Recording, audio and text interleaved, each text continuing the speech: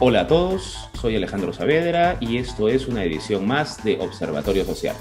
Nos encontramos con Fernando Rospigliosi, especialista en asuntos de seguridad, uno de los más conocidos y mejores ministros del Interior que hemos tenido y actual candidato al Congreso por Fuerza Popular. Bienvenido, Fernando. Muchas gracias, Alejandro. Muchas gracias por la entrevista. ¿Qué tal?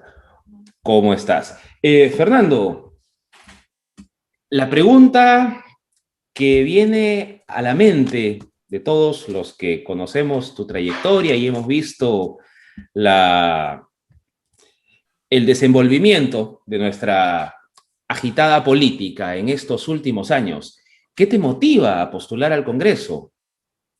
Esa es la primera pregunta. Y la segunda, ¿por qué con Keiko? Tú has sido crítico del fujimorismo durante tantos años. Mira, lo primero es que postulo por primera vez, participo como candidato en un proceso electoral porque creo que la situación del Perú es muy crítica. Realmente hemos tenido 5 años muy malos y todo esto rematado por esta pandemia que llegó el año pasado y una gestión desastrosa del gobierno de Martín Vizcarra y del actual gobierno de Sagasti, que ha llevado al Perú a una crisis gravísima en todo sentido, crisis de salud, crisis económica, crisis de seguridad. Pero ya veníamos con una crisis política muy fuerte. Ha habido un proceso de destrucción institucional con Vizcarra, ¿no? Todas las barbaridades que hizo, cerró ilegalmente el Congreso, hizo una reforma política que es un mamarracho, prohibiendo, por ejemplo, la reelección de congresistas y haciendo más débil el sistema político, liquidó el sistema judicial, el Consejo de la Magistratura, que era un organismo corrupto, pero para reemplazarlo por un organismo subordinado políticamente a él, puso a una fiscal de la Nación pésima con rabo de paja como Zoraida Ábalos para que lo proteja y para que ataque a sus adversarios. Y por último, el mundo entero está viviendo una ola populista que ha afectado no solamente a los países como el nuestro, sino a países desarrollados y que por supuesto es una ola populista que iba a llegar acá. Entonces yo creo que la situación es muy crítica y el Perú corre el grave riesgo de caer en una situación similar a la de Venezuela u otros países que se han desbarrancado, que han caído en manos del populismo y del izquierdismo y que se han hundido completamente. Entonces yo creo que esa es una razón que me ha impulsado a participar de esta manera en esta elección. ¿Y por qué con Fuerza Popular? Bueno, yo tengo una relación más o menos de algunos años, de una década, con Keiko Fujimori. Yo la apoyé en la segunda vuelta del 2011 y una cosa que me pareció muy bien de lo que ella estaba haciendo es que estaba tratando de construir un partido, de hacer algo que generalmente en el Perú no se hace. Desde hace años ya nos hemos acostumbrado a los caudillos que se suben a un vientre de alquiler y que postulan y eventualmente ganan, ¿no? Pero no construyen institucionalidad, que es fundamental para que haya una democracia estable y sólida. Esa es una razón por la cual yo respaldo a Fuerza Popular en esta ocasión. Y lo otro es que ella planteó desde el año pasado claramente que los adversarios principales eran el populismo y el izquierdismo, cosa que, como digo, yo vengo planteando desde hace años, que se viene una ola populista y que eso nos puede arrasar, y ya la tenemos acá. Entonces, esa ola populista. Entonces, yo creo que esas son las razones que me han llevado a adherirme a Fuerza Popular, que en efecto yo he sido crítico del fujimorismo cuando era difícil serlo, ¿no? En la década del 90. Ahora hay mucha gente que critica, ahora es fácil, pues, porque ellos no están en el poder. Yo fui crítico cuando ellos estaban en el poder. Pero luego, como te digo, de hace una década mantengo una relación que ha sido intermitente con ella, pero que me ha permitido conocer estas cualidades, digamos, como la de tratar de construir un partido que es fundamental, no solamente para participar en una elección, sino en la eventualidad de gobernar, para poder hacerlo con eficiencia y con claridad. Y por cierto que hay un excelente equipo que acompaña a Fujimori en esta ocasión. Perfecto. Y justo has mencionado uno de los puntos con los cuales muchos de los que somos críticos del Fujimorismo, me incluyo, siempre hemos discrepado de este movimiento. Es más, hasta ahora nos sigue costando dejar de decirles Fujimorismo, porque estamos hablando de que en nuestra política peruana, a lo largo de los años, hemos perdido todos los partidos. Estamos hablando de caudillismos. Todo movimiento político es el apellido o el nombre de una persona con un ismo al costado. Tenemos el toledismo, el humalismo, el fujimorismo, el pepecaucismo, todos los ismos habidos y por haber. Bueno, tenemos ahora el moradismo, pero ese ya no tiene nombre. Ahora, ¿qué es lo que has notado tú de diferente en este nuevo fujimorismo, aunque nos cuesta, o sea, seguimos diciéndole fujimorismo? ¿Qué es lo que cuál es el paso que tú estás notando para convertirse de un caudillismo a un partido político? ¿Lo ves en transición de dejar de ser el fujimorismo para convertirse en el partido de verdad, Fuerza Popular, aunque lleve este nombre desde hace unos años? La gente no lo identifica con el nombre, lo identifica con el líder.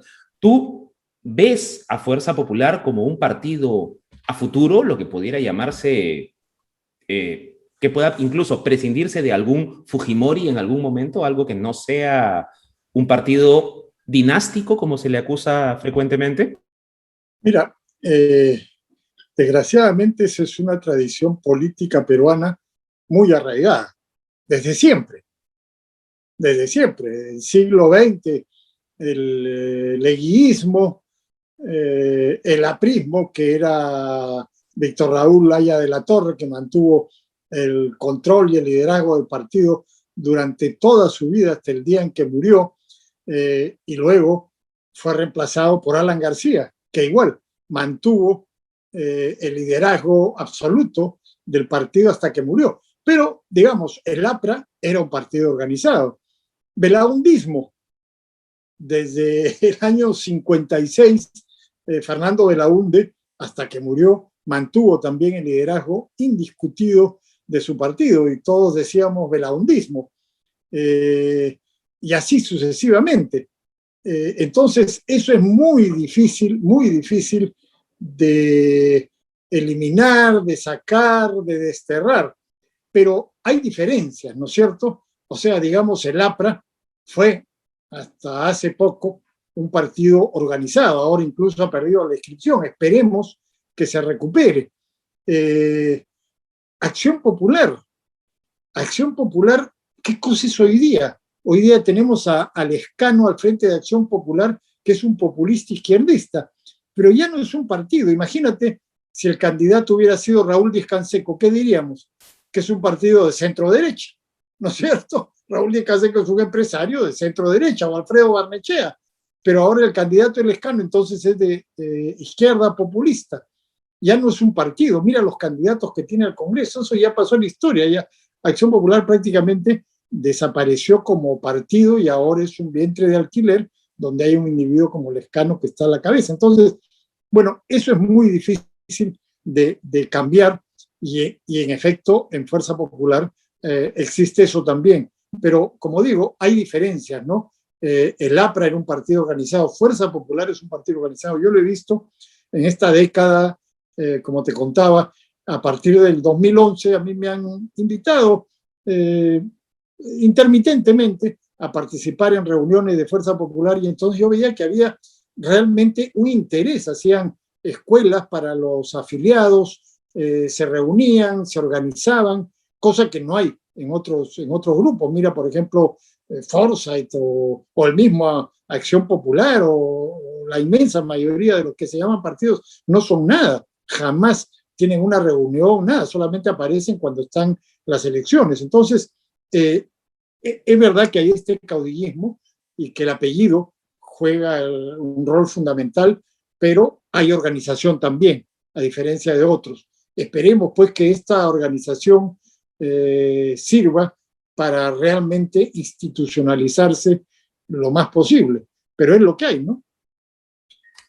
Bueno, es verdad. Y ahora, en el caso concreto del partido, del proyecto político al que te has unido, me imagino que tendrán sumamente presente que en estas elecciones se van a enfrentar al partido político o al movimiento más fuerte de las últimas décadas, que se llama el antifujimorismo, ¿no? Que está mucho más institucionalizado que cualquier partido.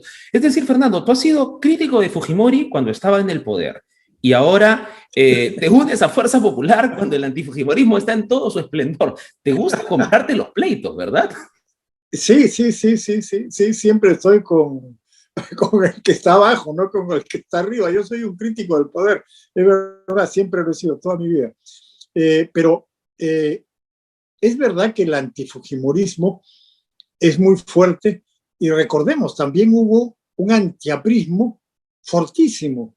Tú eres joven, pero yo que tengo ya mis años, lo he vivido en los años 60, 70, 80, el antiaprismo era feroz y el aprismo también era muy fuerte y más o menos eran equiparables, hasta que vino Alan García, que el año 1985 logró disolver en parte ese antiaprismo y ganó una elección. Y el año 2006 hizo lo increíble. Alan García, si tú miras las encuestas de esa época, tenía un rechazo igual o mayor que el que puede tener Fuerza Popular hoy día, pero igual ganó. O sea, las cosas no son estáticas, no son inamovibles, cambian, hay muchas variantes que intervienen que pueden hacer que una elección se modifique, pero yo soy perfectamente consciente de eso. Yo lo he dicho en años anteriores. Hay que reconocer que la campaña de toda esta coalición vizcarrista, como yo le he llamado, fue muy eficaz. Ellos llevaron 3 veces a la cárcel a Keiko Fujimori, le pusieron esposa, le pusieron un chaleco infamante, y esto, por supuesto, que tiene un efecto sobre la opinión pública, porque si a ti te llevan a la cárcel 3 veces, la gente dice, ah, bueno, por algo será, ¿no es cierto? Pero en realidad era toda una maniobra de esta gente, de estos fiscales politizados y prevaricadores, manejados por Vizcarra y en coalición con ONGs, con gente que odiaba a Fuerza Popular, al Fujimorismo. Entonces, eso ha tenido un efecto, sí, claro. Sería tonto no reconocerlo. ¿Se puede cambiar? Sí, se puede cambiar. Vamos a ver qué ocurre. Hay que estar en la pelea, ¿no? Claro, y justo lo que has mencionado encuentra su explicación en el gran talento y gran oficio que tiene este sector, que no sé si denominarlo izquierda, pero este sector de la política, no solo peruana, sino internacional, que tiene una habilidad única para acuñar nombres marqueteros, términos poderosos que se graban en el subconsciente de la gente. Estamos hablando de términos como los narcoindultos de Alan García, una falacia enorme porque nunca hubo un indulto, o reforzar el aumentar 500 para Keiko, de hacer visita. Nadie sabe qué quiere decir, pero todo el mundo te lo repite como un mantra. Muchos términos empleados para descalificar y demoler a la oposición. Oposición que, dicho sea de paso, tiene sus defectos, ¿no? Tiene sus defectos que no los hacen simpáticos ante la gente o que incluso pueden jugar en contra de los intereses populares, pero el talento que tiene este sector para reescribir relatos, como el relato de la CBR, o para acuñar términos que descalifiquen o que vendan una idea a fuerza, es muy poderoso. Ahora nos encontramos en una lucha en la que la gente siente que es su obligación oponerse a tal movimiento para calificar como persona decente. Si tú no te opones a este movimiento, no puedes ser considerado una persona decente, aunque seas impecable. ¿A qué crees que se deba ese fenómeno y por qué ha pegado tanto en la mentalidad de la gente? Bueno, en realidad es un punto muy importante y muy complejo el que señalas, porque sí, es gente de izquierda, alguna izquierda radical, otra izquierda moderada, pero son izquierdistas y que tienen, en efecto, muchas habilidades. Por ejemplo, han logrado el control de las más importantes universidades del país. No solamente universidades estatales, sino universidades privadas que en muchos casos nacieron precisamente para combatir esas ideas y ellos ya las han capturado. Y esa es una fuente de reproducción de esas mismas ideas y de gente que tiene esas ideas que a su vez va ocupando puestos en diversos lugares de la sociedad, de los medios de comunicación. Y el punto más importante es que no tienen una oposición clara. Es decir, en el otro lado, lo que ha habido es un dejar hacer, dejar pasar, despreocuparse de este avance ideológico y político de este sector, creyendo que no era una amenaza, pero sí es una amenaza. Y ya hemos visto lo que está pasando en el Perú, cómo, por ejemplo, controlan muchísimos cargos públicos. Por ejemplo, Vizcarra. Vizcarra es un oportunista sin ideología, pero cuando llega al poder, ¿con quién salía? Con ellos. ¿Por qué? Porque ellos le daban cuadros para poner en la administración pública que venían del gobierno de Humala, le daban ONGs que hacían propaganda, que a su vez llegaba a los medios de comunicación, donde ellos también estaban y podían difundir esa información, estudios de abogados, es decir, es toda una red muy amplia que funciona también, es la otra cosa importante, aferrada a la mamadera del Estado. O sea, medios de comunicación, por ejemplo, con la publicidad estatal. Muchísimos medios de comunicación hoy día, con toda la crisis que ha habido, tienen su balance en azul porque tienen publicidad estatal. Si no, estarían en rojo y quebrarían. Y dependen, entonces, su vida depende del apoyo que les da el gobierno.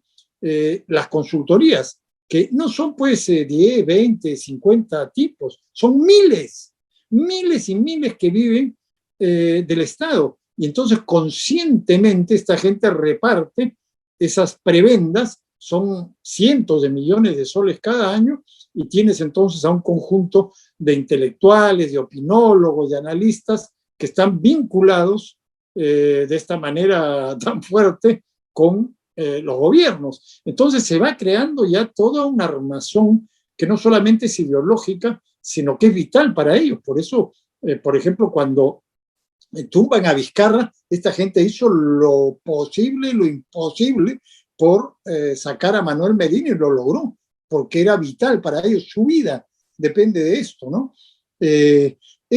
Además, ya desde hace muchos años, muchas décadas, se demostró que no pueden llegar al poder a través de la violencia revolucionaria, ¿no es cierto?, de la lucha armada, del terrorismo, no pueden.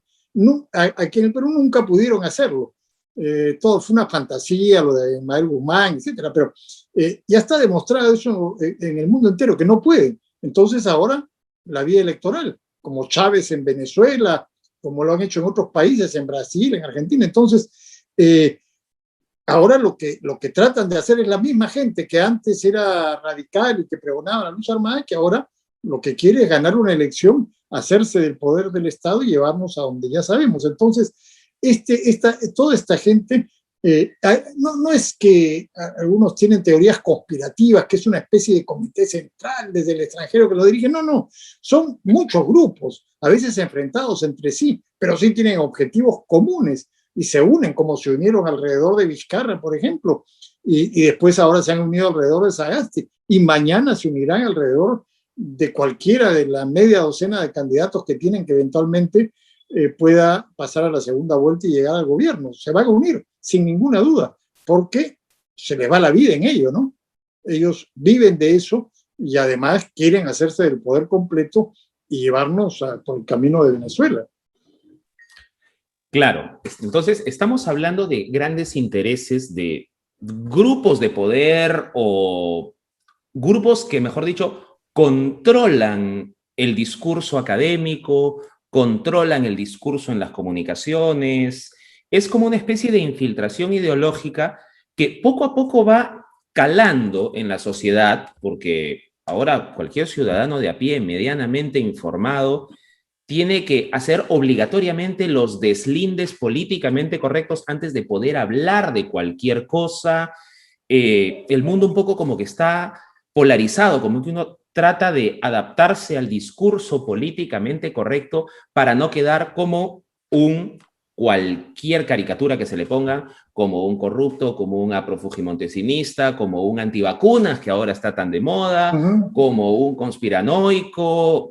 Con los antivacunas, ahora creo que alguien que pida Pfizer en vez de Sinopharm ya es considerado un antivacuna. Es algo sumamente Sí. paradójico. Pero dentro de esta dinámica de infiltración intelectual en la sociedad, ¿qué tanto rol ha cumplido tu alma mater? Bueno, fundamental, fundamental. Ahora está completamente capturada por ellos. Bueno, yo he sido parte de eso. Yo fui de izquierda en la década del 60 y del 70, durante toda la dictadura militar, 68-80, yo fui un militante de izquierda. Yo estudié en la Universidad Católica y cuando estudié en Ciencias Sociales, esa fue la primera facultad que cayó en manos de las izquierdas. Y los profesores que teníamos eran de izquierda y nosotros los estudiantes éramos de izquierda, pero era una isla, ¿no? Era una isla. Pero después las izquierdas fueron avanzando y tomaron completamente la universidad. Y entonces eso va reproduciéndose porque salen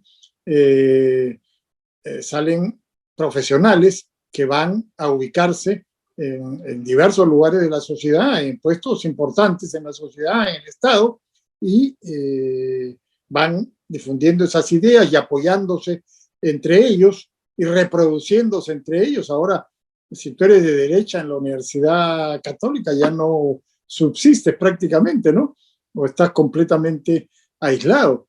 Es impresionante cómo han ganado muchas posiciones y es impresionante cómo la derecha ha ido cediendo. Y uno dice a veces, los empresarios que son de derecha, que por favor, mira tú a quienes invitan al CADE, a quienes invitan a las reuniones empresariales, los invitan a ellos, porque tienen la estúpida idea de que pueden mantenerse en buena relación. Y claro, pueden mantenerse en buena relación durante un tiempo, pero cuando avanza esta corriente populista izquierdista, los van a barrer.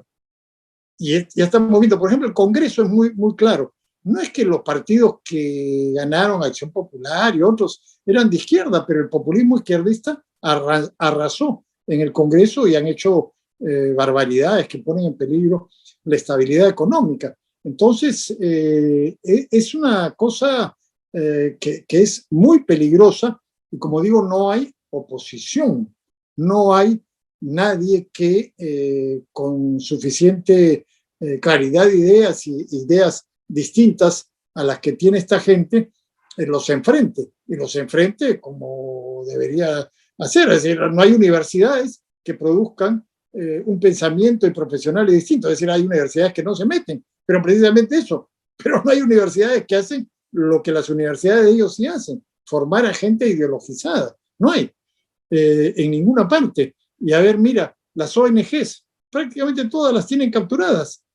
Y hay del otro lado, no hay del otro lado que hagan lo mismo, pero con una idea diferente. No existe. Entonces, es evidente que van avanzando, ¿no? Y van ganando por walkover y van controlando cada vez más cosas. Entonces, como Acción Popular, ya pues ahora está dirigido por un populista de izquierda, un hombre absolutamente oportunista que un día te dice una cosa, el otro día te dice otra cosa, pero que va hacia la izquierda y que va a ir más hacia la izquierda si eventualmente llegara a ganar una elección. Es así. Entonces van avanzando y ganando posiciones en todos los espacios. Exacto. ¿Y qué tenemos los peruanos y los latinoamericanos en general que dejamos que nuestra mesa, nuestro tablero, se incline tanto hacia la izquierda, porque, valgan verdades, en nuestra sociedad peruana, el que se define como centro, cuando uno ve los principios que sostiene, está sumamente a la izquierda. Y a los que se consideran a los que se les considera la DBA, la derecha bruta y achorada, que de achorada no tiene nada porque nuestra derecha es más permisiva, en realidad no son tan de derecha.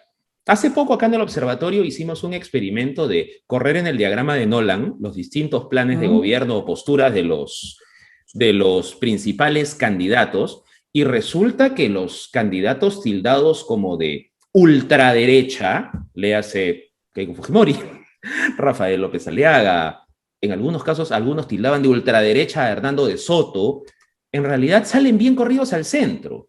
Y los que se definen como centro, ¿no? Porque uno pregunta quién es Lescano en la calle y, es un candidato de centro. ¿Quién es Julio Guzmán? Es un candidato de centro. Verónica Mendoza es una candidata de centroizquierda. Entonces, cuando uno corre sus planes de gobierno, salen que están obviamente bien a la izquierda. ¿Por qué los peruanos y los latinoamericanos en general tendemos a inclinarnos tanto hacia la izquierda?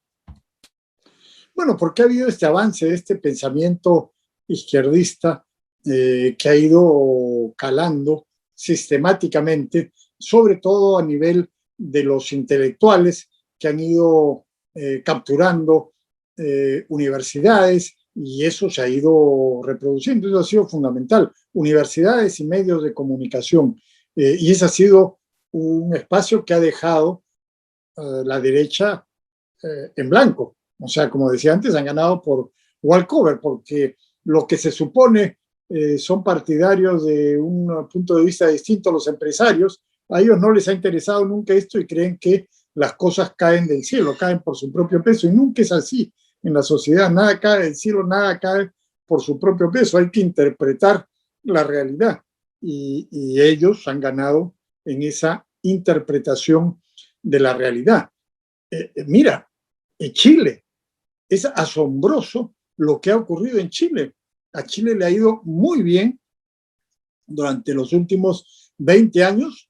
La economía ha crecido, todo el mundo ha elevado su nivel de vida. Es verdad que hay desigualdades, sí, por supuesto, pero tuvimos esto que ocurrió el año 2019, y ahora en abril tienen una asamblea constituyente donde van a cambiar la constitución, y qué diablo saldrá de ahí. Entonces, pueden arruinar todo lo que han conseguido durante todo este tiempo. Ahora, hay otra cosa que también los cientistas políticos que en los últimos años están analizando este problema. El problema del populismo es el problema en la ciencia política en los últimos años, desde el libro de Yascha Mounk, El pueblo contra la democracia, que muestran que también hay problemas serios en las sociedades. Yascha Mounk analiza, por ejemplo, los Estados Unidos, como desde los años 30 en adelante, cada generación duplicaba el bienestar del anterior. O sea, los hijos iban a vivir mejor que los padres, lo sabían, y ocurría, era así, hasta que esto a mediados de los años 80 ya empieza a no ser tan así, y hoy día la cosa ya no es así. Ya los hijos no necesariamente van a vivir mejor que los padres. Estamos hablando no de unos casos aislados, sino de la gran masa.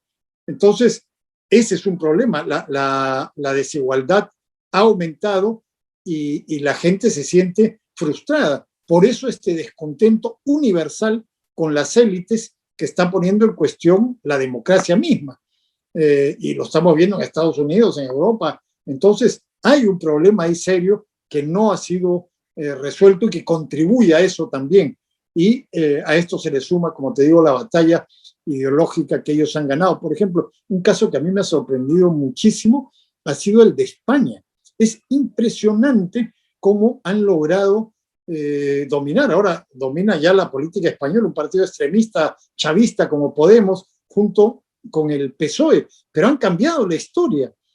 Hay un libro extraordinario de Stanley Paine, que es un historiador norteamericano que escribe desde los años 60 sobre España, un libro que se llama La Revolución Española, que muestra cómo la guerra civil no fue pues democracia contra fascismo, no fue así. Era la revolución comunista o socialista contra autoritarismo, no fascismo. Y bueno, ellos han cambiado completamente la historia, le han dado otra interpretación y se han adueñado de la historia. Todos estos izquierdistas españoles, y ahora te presentan una visión completamente distorsionada de lo que fue la guerra civil y de lo que fue el franquismo, y se han adueñado de la sociedad, ¿no? Entonces, es realmente impresionante. No solamente ocurre en nuestro país o está ocurriendo en Chile, sino en países como España, ¿no? Exactamente, y es una tendencia, como bien dices, generalizada a nivel mundial, por más que la otra parte se empeñe en desacreditar a todo aquel que haga este análisis, tildándolo de conspiranoico.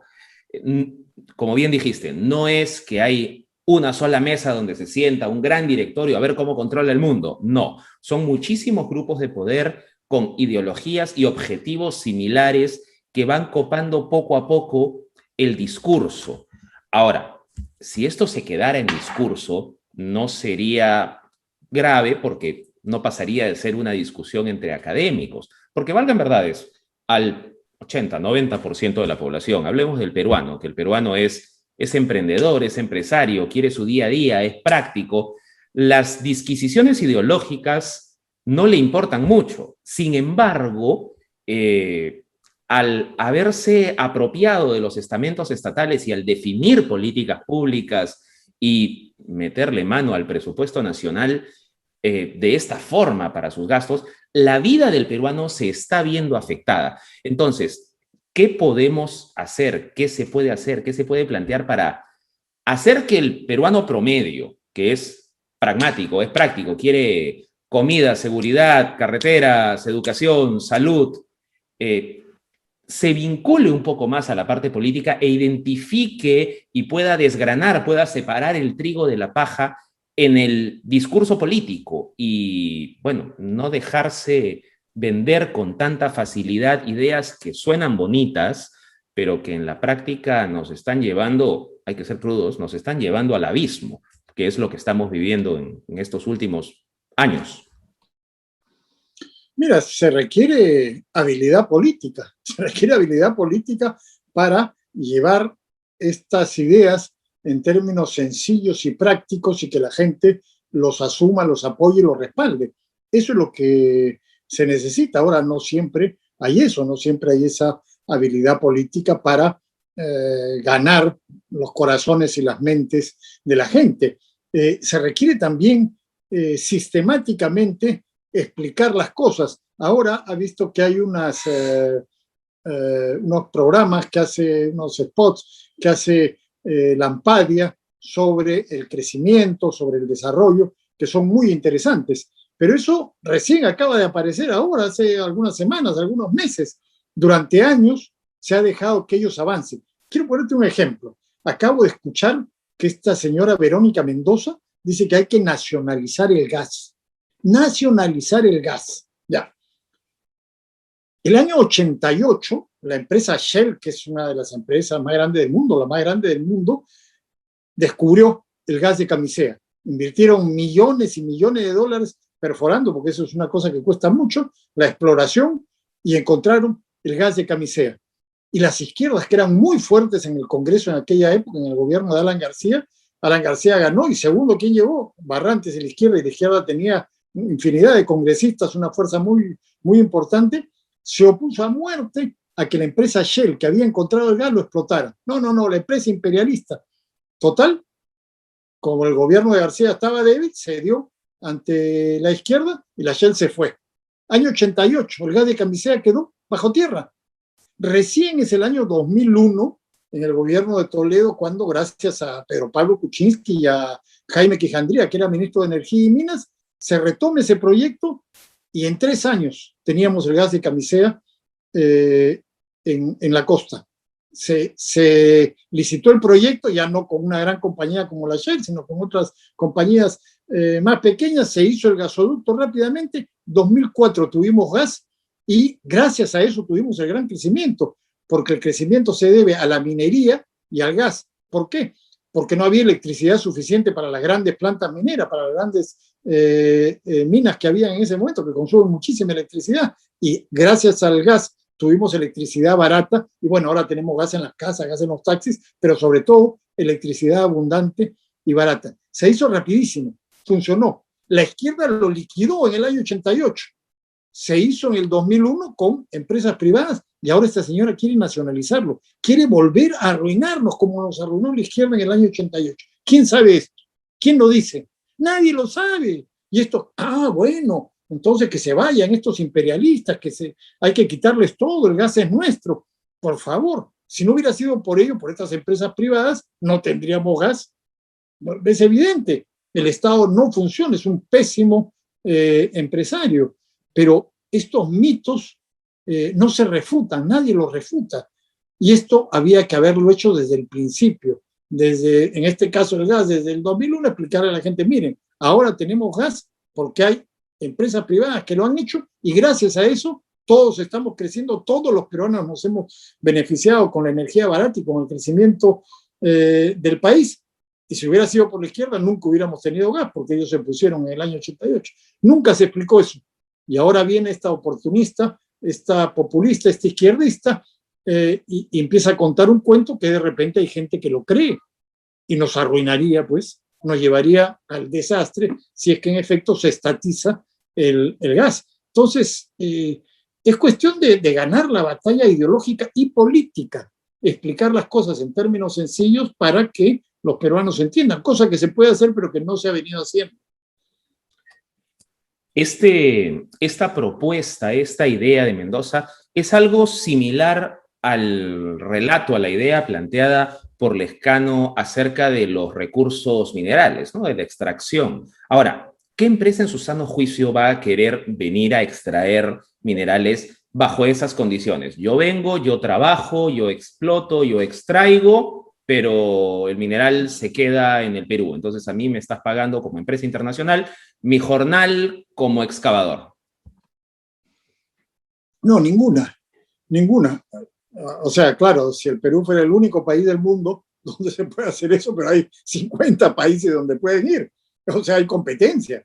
Y cada país ofrece mejores condiciones para que venga la inversión, para que venga la tecnología. Entonces, está clarísimo que eso nos arruina, pero repetimos la historia. Imagínate, recuerda cuando viene la Junta Militar de Gobierno, el año 68, nacionalizan el petróleo, nacionalizan las minas, nacionalizan todo. Entre el aplauso del público, todo el mundo frenético. En esa época no había encuestas, pero si hubieran habido, seguramente hubieran tenido 80-90% de aprobación. Bueno, a los pocos años nos arruinaron un desastre absoluto y completo. Se crearon estas empresas estatales que eran pésimas, que eran corruptas y que nos llevaron a una crisis fenomenal que duró años y años. Finalmente salimos de eso y ahora nos proponen volver a lo mismo, pero como mucha gente no se acuerda o no lo conoce o no lo sabe, bueno, pues está dispuesto nuevamente a repetir los mismos errores. Entonces, esa es una falta que aquellos que pensamos de manera distinta no hemos sabido explicar durante todos estos años y sobre todo los políticos que han estado en la brega no han sabido explicar sistemáticamente los peligros que significa el populismo y ahora ya estamos otra vez en posibilidad de caer en sus manos. Exacto. Ahora, sin embargo, como decía Tomás de Aquino, no existe el error absoluto ni la mentira absoluta. Hay dentro del discurso de la izquierda un ápice de verdad que recoge un reclamo válido, un reclamo auténtico, y una de las palabras que utilizan mucho ellos es entreguismo.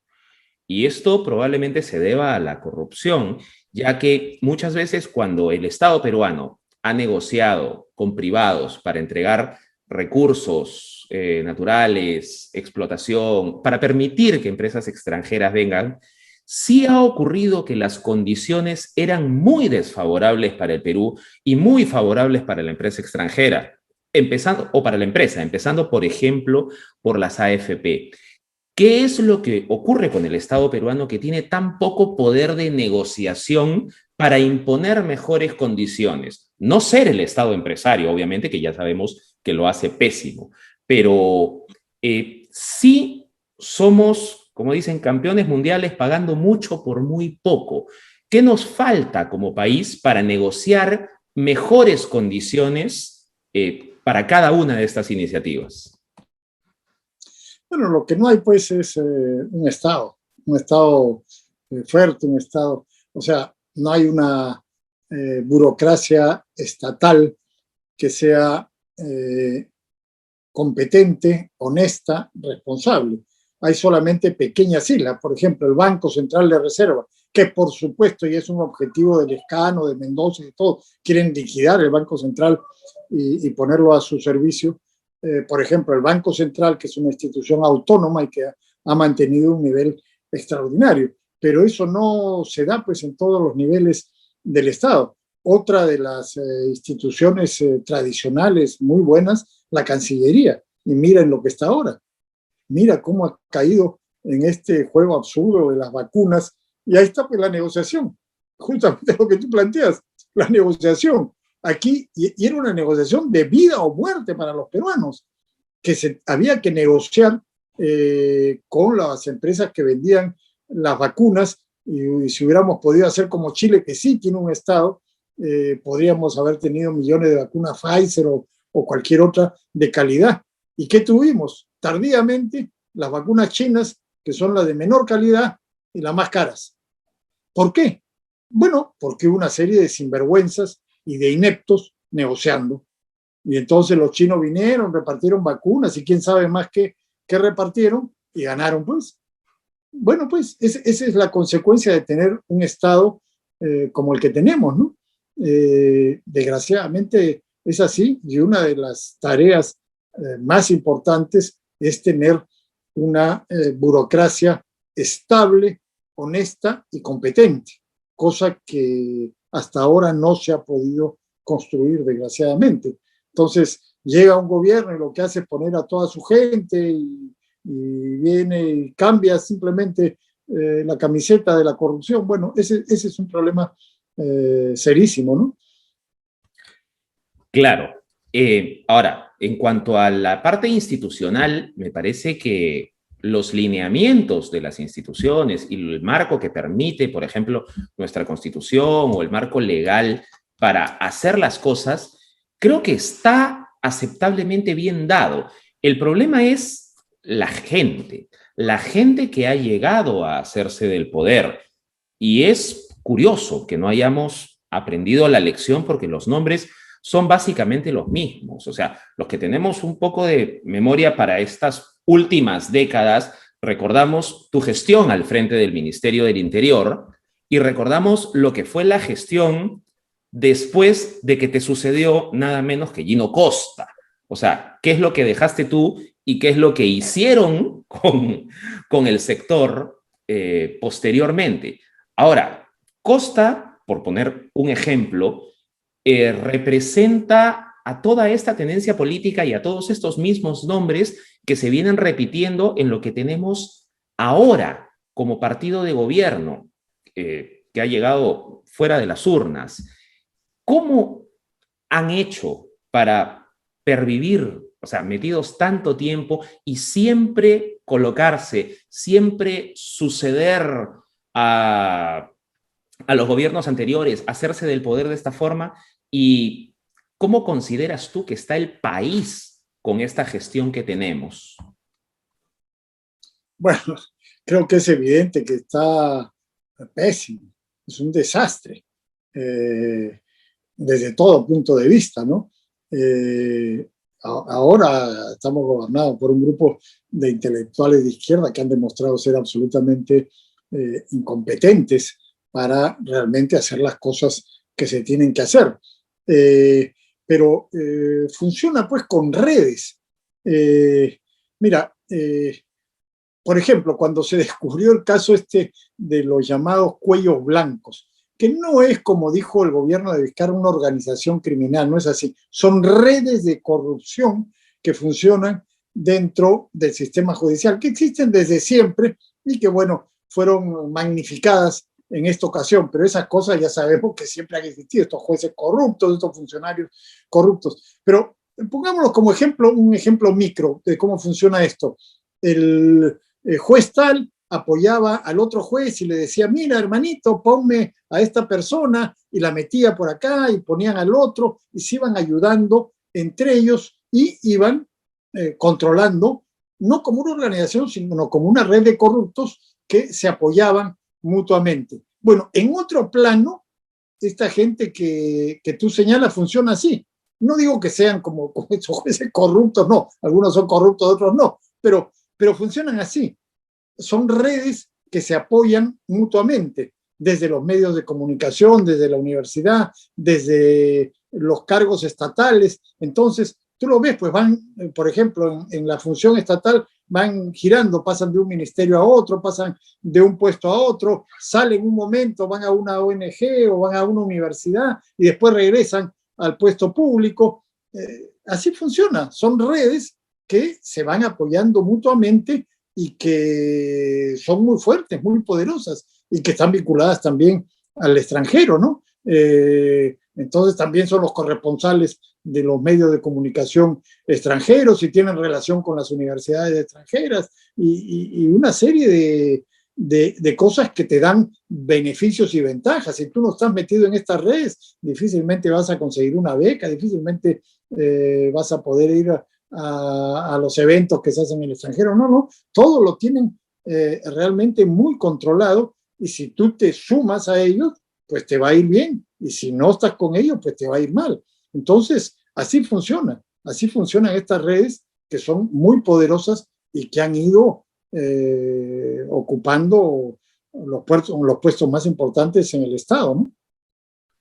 Exacto. Ahora, esta red que tenemos actualmente en el poder, que es denominada Gobierno de Transición y Emergencia, que tenía unas funciones muy puntuales: garantizar las elecciones, manejar la crisis sanitaria, adquirir vacunas para todos y poco más, tal vez llevar el barco en los temas de seguridad. Se le ha dado por emprender grandes reformas y primero que ni siquiera han sido elegidos y un gobierno transitorio no está para eso. ¿Qué podemos esperar de un gobierno que a sus primeros días emprende por poner un ejemplo en el cual tú eres especialista, la reforma de la seguridad, emprender la reforma de la policía viniendo y descabezando a todos sus altos mandos? O sea, ¿estamos hablando de un gobierno de transición o un gobierno reformador? No, lo que se trata de un gobierno controlador, o sea, lo que ellos han tratado de hacer específicamente en el caso de la policía es controlar una institución que es muy importante y ponerla a su servicio, controlarla políticamente. O sea, ellos en el año, cuando tenían el Ministerio del Interior, la misma gente que lo controla ahora, el año 2017 ascendieron irregularmente a este general Cervantes. Lo metieron por la ventana porque no le correspondía, no podía, en fin. Hicieron una serie de trafas, de irregularidades y lo ascendieron de coronel a general. 2017.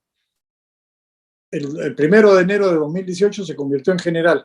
Y cuando llegaron al poder nuevamente, el 2020, solamente 2 años después, lo pusieron jefe de la policía, liquidando a 18 generales, que es algo absolutamente ilegal, porque la ley dice claramente que el presidente puede nombrar a un jefe de la policía entre los 3 primeros. Claramente, no hay ninguna duda sobre eso. Este estaba en el puesto 18 y lo pusieron en el puesto 1.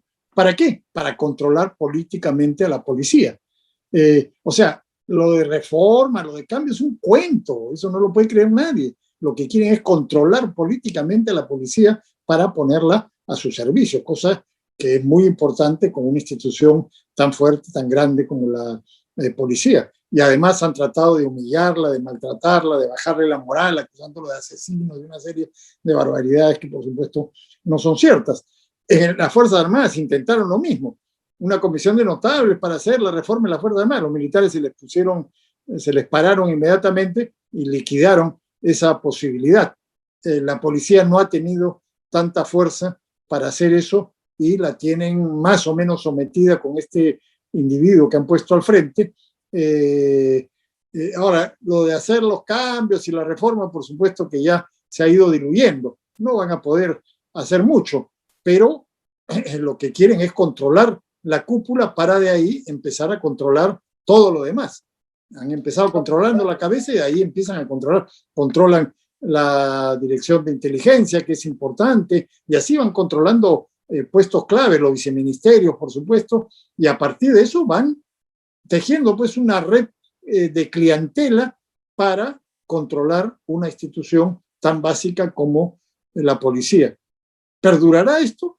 Si ellos ganan las elecciones con cualquiera de la media docena de candidatos que tienen, bueno, ahí sí van a avanzar muchísimo en el control político de la policía para utilizarla para sus fines.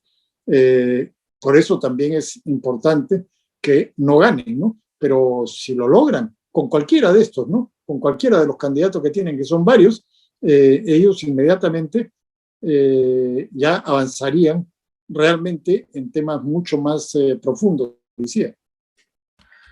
Correcto, correcto. Sí, porque cada vez estas instituciones están más y más infiltradas. Estamos hablando de a todos los niveles.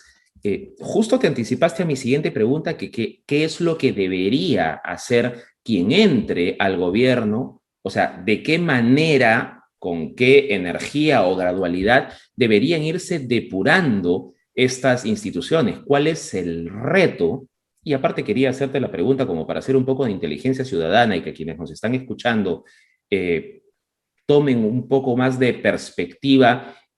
¿Quiénes son esta media docena de candidatos que estarían, que de ganar, uno de ellos estaría manteniendo el statu quo, manteniendo a esta misma gente en el poder? Bueno, esta media docena o más de candidatos, sin duda Lescano no tiene gente, o sea, es un oportunista, un populista de izquierda, e iría perfecto con esta gente que le pondría todos los cuadros y se subirían al cargo de Lescano, gobernarían con él e irían cada vez más hacia la izquierda. Sin duda también Forsyth, ¿no?